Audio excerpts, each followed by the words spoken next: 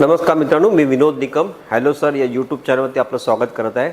मी आज आपल्यासमोर जी वॅकन्सी आलेली आहे सेक्शन कंट्रोलर याची माहिती देणार आहे। सेक्शन कंट्रोलर ही रेल्वेमध्ये एक स्पेशलाइज्ड पोस्ट आहे। त्याच्यामध्ये तुम्हाला सिग्नल ज्या दिल्या जातात गाडीला त्याच्यामध्ये तुमची एक मेन भूमिका असते। इतर स्टेशनला आणि तुम्ही मेन कंट्रोल रूममधून काम करता आणि म्हणून या वॅकन्सीला जास्त इम्पॉर्टंट आहे।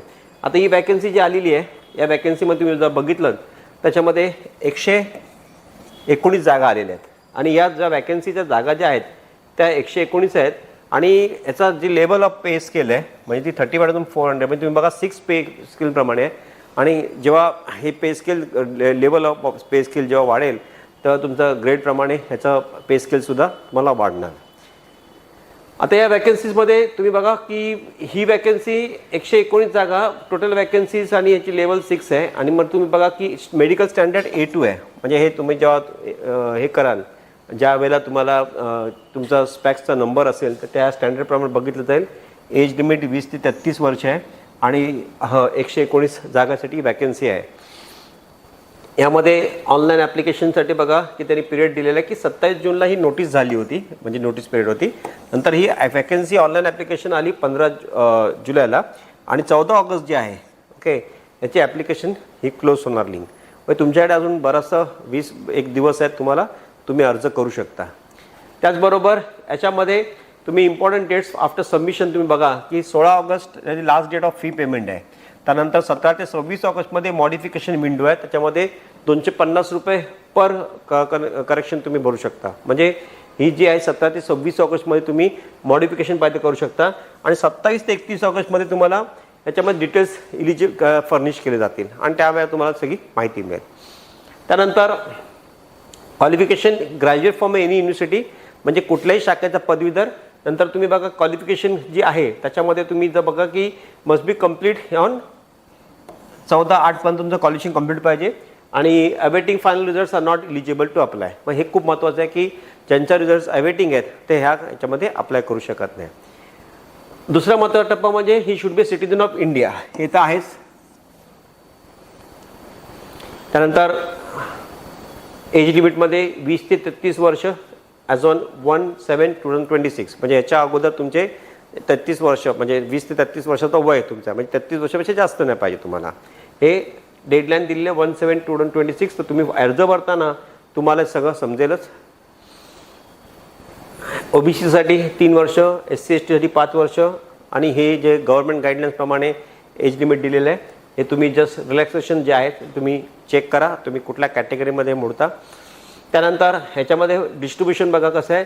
अनरिझर्व कॅटेगरीला 50 जागा आहेत, OBCला 29 आहेत, SC STला टोटल मिळून 31 जागा आहेत आणि EWSला 9 जागा आहेत। याप्रमाणे तुम्हाला त्या वॅकन्सीज डिस्ट्रीब्युशन आहे।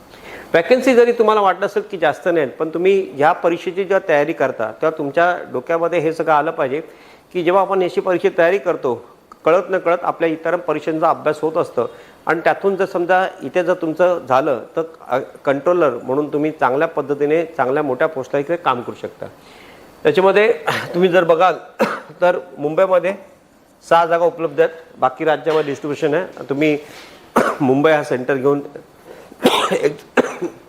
एक्झाम देऊ शकता आणि ते त्यांनी स्पेशली मेन्शन केलं आहे 1 RRB only multiple application is equal to rejected plus debarment म्हणजे तुम्ही पुढे परीक्षेला बसू शकत नाही। तर तुम्ही मल्टिपल ॲप्लिकेशन प्रत्येक RRBमध्ये करू नका। एकाच RRBमध्ये तुम्ही जसं तुम्ही मुंबईमध्ये करताय तर मुंबईमध्येच करा, दुसऱ्या RRBमध्ये करायचं नाही। मग हे स्ट्रिक्टली बघा एक्झाम फी 500 आणि याच्यामध्ये लिहिलं आहे 400 रुपये तुम्हाला रिफंडेबल आहेत। म्हणजे तुम्ही परीक्षेत भराल परीक्षा द्याल तरी तुम्हाला 400 रिफंडेबल आहे। परीक्षेला तुम्हाला आता जाणं इम्पॉर्टंट आहे आणि इथे फुल SC STमध्ये फुल तुम्हाला 250 रुपये रिफंडेबल आहे। ही परीक्षा एवढ्या टप्प्यात होणार आहे। पहिली तुमची CBT होईल, single stage computer based exams आहे। त्याच्यानंतर तुमची CBAT होईल म्हणजे ॲप्टिट्यूड टेस्ट होईल आणि त्याच्यानंतर 8 टाइम्स म्हणजे याचा अर्थ आहे त्या वॅकन्सी 119 आहेत यांच्या मल्टिप्लाय बाय 8 एवढे विद्यार्थी पास करणार। कशाला? फर्स्ट स्टेजमधून आणि ते जाणार इथे आणि मग इथे जेव्हा जाणार तर इथून ते 1 to 1 पास होणार। म्हणजे समजा वॅकन्सी जेवढे आहेत 119 म्हणजे 8 मध्ये एक विद्यार्थी सिलेक्ट करणार इकडे, पण इथे करताना जे मेरिटमध्ये पहिले असतील ते पहिले 8 पटीने जेवढे विद्यार्थी असतील म्हणजे 120 गुणिले 8 करा तुम्ही, म्हणजे तुम्हाला जेवढे वॅकन्सी आहेत एवढे वॅकन्सीचे रिटर्न टेस्टला पहिल्या टप्प्यात पास करणार आणि मग तुम्हाला पुढे नंतर डॉक्युमेंट व्हेरिफिकेशन आणि नंतर मेडिकल. आणि फायनल मेरिट लिस्ट कशी आहे बघा तुम्ही, त्यांनी काढलेलं आहे की 70% याला वेटेज आहे 70% आणि बाकीच्या 30% याला वेटेज दिलेलं आहे. म्हणजे 70% तुमच्या पहिल्या पार्टला जे आहे त्याला वेटेज आहे प्लस 30% तुमचं CBAT ॲप्टिट्यूड टेस्टला आहे आणि त्याची मिळून तुम्हाला ही मेरिट निघणार आहे. तर तुम्ही पहिल्या टप्पा तुमचा जसं बँकेसाठी प्रिलिम्स आणि मेन्स होतं, प्रिलिम्सची जी फक्त क्वालिफाईंग एक्झाम असते तसं इथे नाही आहे, तुम्हाला त्याला वेटेज दिलेलं आहे. त्यानंतर तुम्ही बघा मॅथ्स प्लस डाटा ॲनालिसिस तुम्ही 60 प्रश्न, लॉजिकल रीडिंग कॉम्प्रिहेन्शन 20 प्रश्न आणि मेंटल रिझनिंग 20 प्रश्न, म्हणजे ही टोटल जर बघितलं तुम्हाला 100 मार्काची परीक्षा आहे आणि 1/3 नेगेटिव्ह मार्किंग आहे. नॉर्मल म्हणजे नॉर्मल जे आहेत ते फॉर मल्टिपल म्हणजे हे जर शिफ्ट ड्युटीसाठी आहे, पण मात्र इथे जर तुम्ही बघितलं तर नेगेटिव्ह मार्किंग दिलेली आहे 1/3, म्हणजे तुम्हाला जे परीक्षा जे 100 प्रश्न असतात त्यामध्ये 1/3 नेगेटिव्ह मार्किंग आहे. आणि ही परीक्षा बघा किती 120 मिनिटाची, म्हणजे 100 प्रश्न 120 मिनिटाची परीक्षा आहे. त्यानंतर हा जो दिलेला आहे तो म्हणजे minimum qualifying marks 40% for general category, EWSला 40% आहे, OBCला 30% आहे, SCला 30% आणि STला 25% आहेत. हे खूप महत्त्वाचं आहे. आणि exam in English, Hindi plus 13 regional लँग्वेजमध्ये, म्हणजे एवढ्या लँग्वेजमध्ये परीक्षा होणार आहे. त्याचबरोबर हे जे तुम्हाला दिलेलं आहे हे सगळे जे परीक्षेला सिलेबस आहे, मॅथ्सचा सिलेबस बघा, numerical system, ratio, average, percentage, profit and loss, time and speed, अल्जेब्रामध्ये linear equations, AP, LCM, HCF, geometric, arithmetic progression, area and volume, probability, statistics, data interpretations, tables, charts, graphs आणि data sufficiency, त्याच्यामध्ये data arrangement, हे तुमचं मॅथमॅटिकचं syllabus आहे. त्याप्रमाणे तुम्हाला logical रिजनिंगमध्ये binary logical and syllogisms, clocks and calendars, puzzles and assumptions, blood relationship आणि रीडिंग कॉम्प्रिहेन्शन. त्याचप्रमाणे mental रिजनिंगमध्ये analogy, relationship pairs, series, coding, ranking, आणि हे तुम्हाला सगळं सिलेबस तुम्हाला पूर्ण डिटेल्समध्ये बघायला मिळेल. पण फक्त लक्षात घ्या की ह्या परीक्षेचा अभ्यास करत असताना याचबरोबर इतर परीक्षांचा अभ्यास तुमचा होत असतं, त्याच्यामुळे हे कॉमन सिलेबस असतं सगळ्या परीक्षेनं. त्यानंतर तुम्ही जसं म्हटल्याप्रमाणे 119 जे आहेत ते 119ने गुणाकार करा, एवढे तुम्हाला शॉर्ट लिस्टेड होणार. त्याच्यानंतर T42 म्हणजे minimum T score in each section आणि no relaxation, negative marking main examination CBATला 0 आहे आणि carry original vision certificate on CBT day, म्हणजे त्या दिवशी तुम्हाला ऑरिजिनल सर्टिफिकेट कॅरी करायचे आहे. हे तुम्हाला त्यांनी विजनसाठी दिलेले सगळे नॉर्म्स आहेत, ते बघून घ्या तुम्ही कुठल्या मेडिकल स्टँडर्डमध्ये मोडतात ते. त्याचबरोबर तुम्ही हे अप्लाय करताना स्टेप्स 1 to 3 महत्त्वाचं आहे. RRBला अप्लाय करा, क्रिएट अकाउंट आणि नंतर ऑथेंटिकेटेड वाय आधार कार्ड, हे डिजिटल लॉकर हे ऑथेंटिकेशनसाठी दिलेलं आहे.